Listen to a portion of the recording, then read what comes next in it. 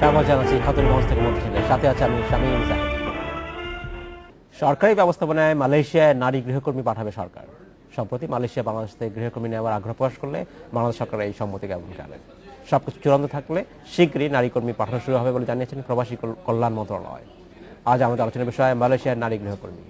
এ নিয়ে আলোচনা করতে আমাদের সাথে স্টুডিওতে রয়েছেন বায়রার সাবেক যুগ্ম মহাসচিব শামীম আহমেদ চৌধুরী নোমান এবং refugees and migratory movement research unit বা রামরোড প্রোগ্রাম ম্যানেজার মেরিনা সুলতানা। তবে মূল আলোচনা যাওয়ার আগে দেখে নেব একটি প্রতিবেদন। বাংলাদেশ থেকে বিদেশে নারী শ্রমিক পাঠানো শুরু হয় 1991 সাল থেকে।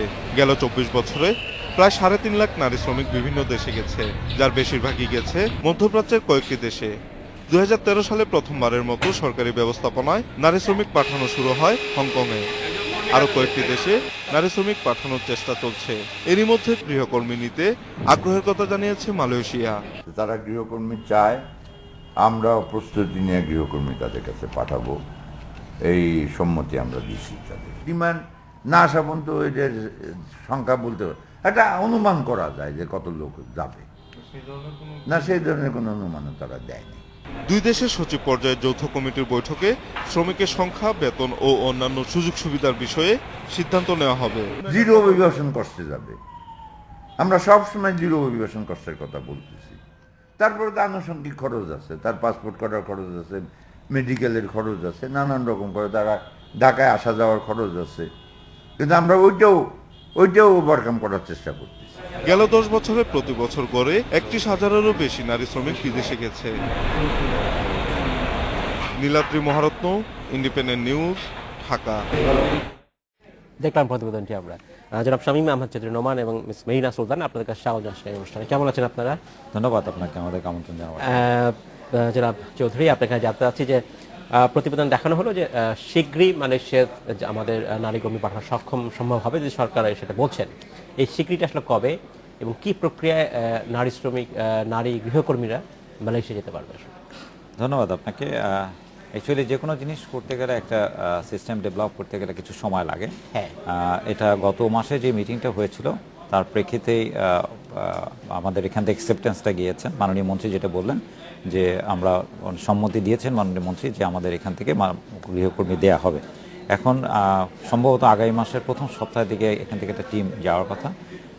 এখানে একটা এমওইউ করতে হয়, যাওয়ার কর্মী পাঠাবার আগে কতগুলো নিয়ম ঠিক করতে হয়, যেমন তাদের স্যালারি, তাদের মাইগ্রেশন কস্ট আদৌ কী আছে এখানে, তাদের ট্রেনিং প্রসিডিউর কী হবে, কী ধরনের লোক লাগবে এবং কোন এইজে লাগবে, এবং ওইখানকার টার্মস অ্যান্ড কন্ডিশন কী হবে, তাদের প্রোটেকশনের ব্যাপার, সেফটির ব্যাপার, এগুলো সব কিছু মিলিয়ে একটা এমইউ তৈরি করতে হয়। এবং এই এমইউটা যখন লাগতে পারে এটা ডিপেন্ড করছে হচ্ছে আমাদের অলরেডি মন্ত্রণালয় ব্যাপারে প্রিটি অ্যাক্টিভ এবং তারা এই ব্যাপারে কাজ করছেন। যেটা আমি যতটুকু জানতে পেরেছি যে আগামী মাসের প্রথম সপ্তাহের দিকে আমাদের এখান থেকে টিম যাবেন। এবং এটা কি বেসরকারি উদ্যোগে যাবে নাকি আবার সেই সরকার G2G, government to government? Actually জিনিসটা হচ্ছে যেটা যে লোক কিন্তু সব মন্ত্রণালয়ে পাঠিয়ে থাকেন। আমরা এখানে যে জায়গাতে আমি একটু ক্লিয়ার করি, আমরা ফ্যাসিলিটেট করি। এবার কি আপনারা ফ্যাসিলিটেট করবেন? আমরা আশা করি যে আমরা যেহেতু হংকং আমরা করেছি এবং হংকং এটা এইভাবেই করেছি, গভর্নমেন্টের সাথে আমরা যৌথভাবে মিলিয়ে আমরা এই ফ্যাসিলিটেশনের কাজ বা রিক্রুটমেন্টের যে কাজটা প্রসেসটা আমরা করেছি। আমরা আশা করছি যে মালয়েশিয়াটাও ধন্যবাদ জনাব চৌধুরী। আমি আপনাদের ফিরে আসবো। মিস সুলতানা, আপনাকে জানতে চাচ্ছি যে শ্রমিক পাঠাই আমরা বিভিন্ন সময়, নারী শ্রমিক পাঠানোর ক্ষেত্রে আমাদের একটু বাড়তি কেয়ারফুল হতে হয় বলে আমরা জানি যে এখানে কিছু নিরাপত্তা বিষয়টা দেখতে হয় এবং তারা যাতে সেখানে প্রতারিত না হয় সেই বিষয়টা দেখতে হয়। একজন পুরুষ শ্রমিকও প্রতারিত হয়, কিন্তু সেক্ষেত্রে এক্ষেত্রে আমাদের একটা বাড়তি সতর্ক থাকা উচিত। সেই বিষয়গুলো কি আপনার কি মনে হয়? আমরা একটা হচ্ছে যে এটা ভালো যে মালয়েশিয়াতে মানে এই যে পজিটিভ একটা রেসপন্স আপনার আসছে যে হ্যাঁ মালয়েশিয়াতে আবার ফিমেল কর্মী যাওয়ার একটা রেসপন্স এসছে ভালো। এবং যতটুকু উনি বললেন আমিও শুনেছি যে আগামী মাসের ফার্স্ট উইকে হয়তো এমইউ এর ব্যাপারটা ঘটবে, এটা ফাইনালাইজ যে জায়গায় যাবে। কিন্তু মানে নারী পুরুষ উভয়ের জন্যই দক্ষতা একটা বড় ব্যাপার এবং নারীদের ক্ষেত্রে সিকিউরিটি আছে, একটা স্পেশাল সিকিউরিটি একটা সেফটি এবং সিকিউরিটি ব্যাপার একটা নিতেই হবে। কারণ মালয়েশিয়া আমি মনে হচ্ছে মিডল ইস্টের থেকে মালয়েশিয়া কিন্তু একটু ডিফারেন্ট জায়গা, এবং এখানে হচ্ছে সম্ভাবনাটাও কিন্তু একটু বেশি আছে। কারণ সম্ভাবনার জায়গা এই কারণে যে শুধু মালয়েশিয়ার, আমি বলবো যেহেতু মালয়েশিয়া বহুদিন থেকে বাংলাদেশ থেকে যায়, মহিলা হয়তো যায় না, কিন্তু আমি মনে করি যে এই জায়গাটায় সুযোগ রয়েছে, এবং সেই সুযোগটা যদি বাংলাদেশ গভর্নমেন্ট সহ আমরা সবাই মিলে এই সুযোগটা যদি পায়, নিতে পারে পারফেক্টলি, সেই ক্ষেত্রে অবশ্যই বলবো যে মালয়েশিয়া একটা চাপ কিন্তু মাইগ্রেন্টসদের থাকে, এবং ফিমেল মাইগ্রেন্টসদের ক্ষেত্রে যেটা হয়তো আপনার এমবাসি বা সরকারি যে প্রতিষ্ঠানগুলো রয়েছে সেই জায়গায় যে মনোযোগটা দেওয়া দরকার, ফিমেল মাইগ্রেশনের জায়গায় একটা স্পেশাল প্রয়োজন একটা সেল হওয়া উচিত, যাতে করে তাদের প্রতিনিয়ত নাই না, একটা আছে, তো একটা সেল আছে, কিন্তু ফিমেল মাইগ্রেন্টদের ক্ষেত্রে তাদের সহায়তা করার জন্য একটা স্পেশাল কোনো সেল যদি দরকার হয়, বা স্পেশাল কোনো পার্সনকে ওখানে একদম অ্যাসাইন করা, বিশেষ করে তাদের সিকিউরিটি জায়গাগুলো থেকে তাদের কোন কোন অসুবিধাগুলো হচ্ছে, কোথায় তারা অ্যাডজাস্ট করতে পারছে না। আপনি নিজেও জানেন যে ফিমেল যখন যাচ্ছে যে আগ্রহ নিয়ে, তারপর কিন্তু অনেকে ব্যাক করে। অনেক জায়গায় মিডল ইস্টের ক্ষেত্রে টর্চার একটা ব্যাপার আছে, এখানে হোম সিকনেসটা সবসময় থাকে। তাহলে আমরা কাদেরকে সিলেক্ট করছি যারা ওই স্থিরতা নিয়ে ওখানে থাকতে পারবে, ওই ম্যাচুরিটিটা আছে। ম্যাচুরিটি বলতে যদি আমি 35-এর উপরে ফিমেলদের সিলেক্ট করি, তাহলে আসলে ঠিক পারফেক্ট পার্সনগুলো আসবে না।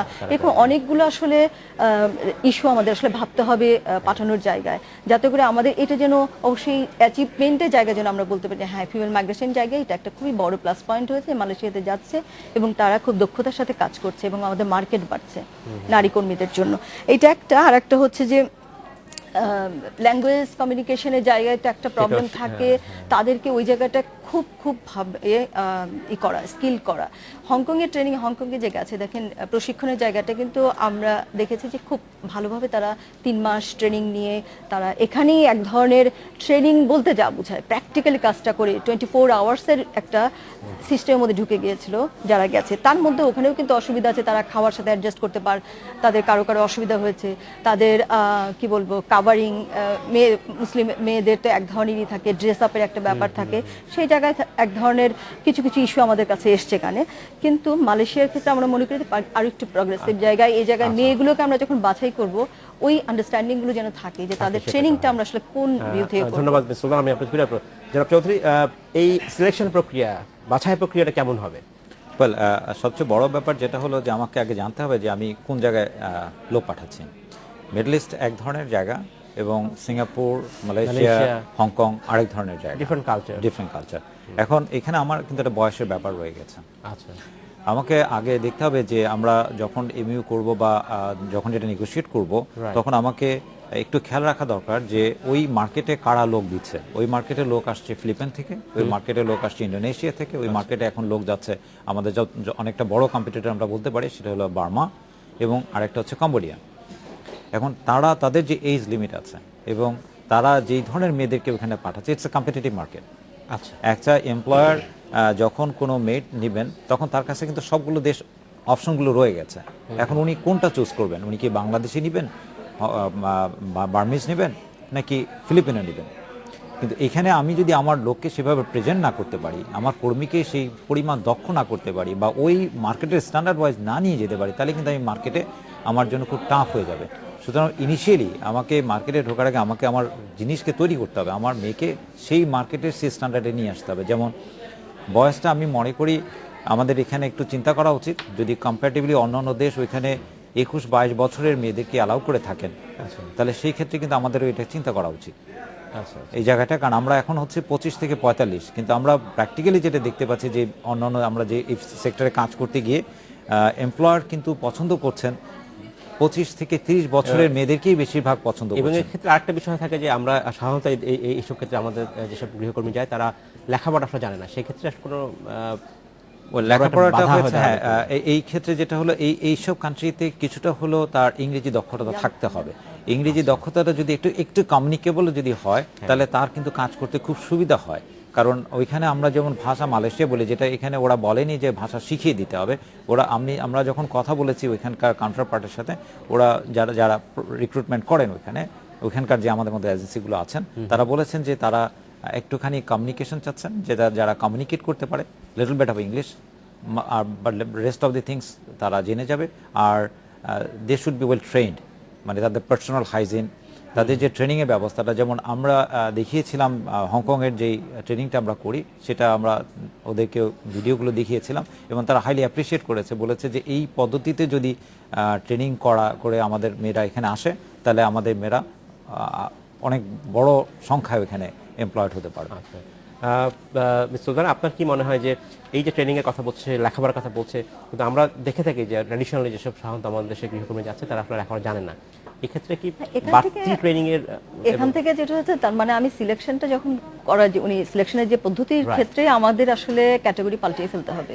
আমি একদম মানে দেশের বাইরে একটা মানুষকে বিপদে ফেলার জন্য তো পাঠানো না, না, তাকে অবশ্যই না। একটা বড় জায়গা থেকে মানে ওই অ্যাচিভমেন্টের জন্যই পাঠানো। সেক্ষেত্রে যে ওটার সাথে সেট করে, মানে যে তাকে অবশ্যই লেখাপড়া জেনেই, আমরা কখনোই বলি যে একটা অশিক্ষিত মানুষ যে ভাষা জানে না, সে ভাষাটাও সে হয়তো ভালোভাবে বলতে পারে না, তাকে ওরকম একটা জায়গায় পাঠানোর কোনো প্রয়োজন নাই। যে আসলেই কমিউনিকেশনটা সে জানবে। আমরা বলছি না যে ডিগ্রি পাস দরকার, ভাষা অ্যাট লিস্ট communicative সে যেন, আমি মানে আপনি মানে ইউ, মানে ফুড মানে আসলে খাবার, সেটা পানি scaling মানে করতে হবে ওয়াটার, আমাকে, যে কিছু জিনিস তাকে জানতে কাকে হবে। কোথায় আমি পাঠাবো। হ্যাঁ, মানে কমিউনিকেশনটা তাকে বুঝতেই হবে, এবং কমিউনিকেশন না হলে উনি যেটা আমি সেটাই বললেন বলছিলাম, যে যখন আপনারা সিলেক্ট করবেন তখন এই ক্রাইটেরিয়াগুলো আসলে থাকছে দিস কিনা ইজ বা ভেরি দেখছেন ইম্পর্টেন্ট। কিনা। আপনাকে মার্কেট যাচাই করে, মার্কেট মিন্স হচ্ছে যেই দেশে আমি পাঠাচ্ছি সেই দেশের কালচার এবং সেই দেশের অবস্থা অনুযায়ী আমাকে কিন্তু সিলেকশন করতে আর হবে। একটা হচ্ছে ওই ট্রেনিং এর মধ্যে অবশ্যই লোকাল ল্যাঙ্গুয়েজের জায়গাটাকেও আসলে ওইখানটাও রাখতে হবে, আমাদের সেটা রাখতে right হবে, হবে, হ্যাঁ। তবেই এটা যাদের এই জায়গাটা আমরা খুব কনফিডেন্টলি ফিমেল মাইগ্রেন্টকে আসলে মালয়েশিয়ার ব্যাপারেই করতে পারি।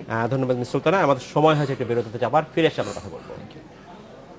সময় হলো একটা বিরতিতে যাবার, ফিরছে শীঘ্রই, সাথেই থাকবেন।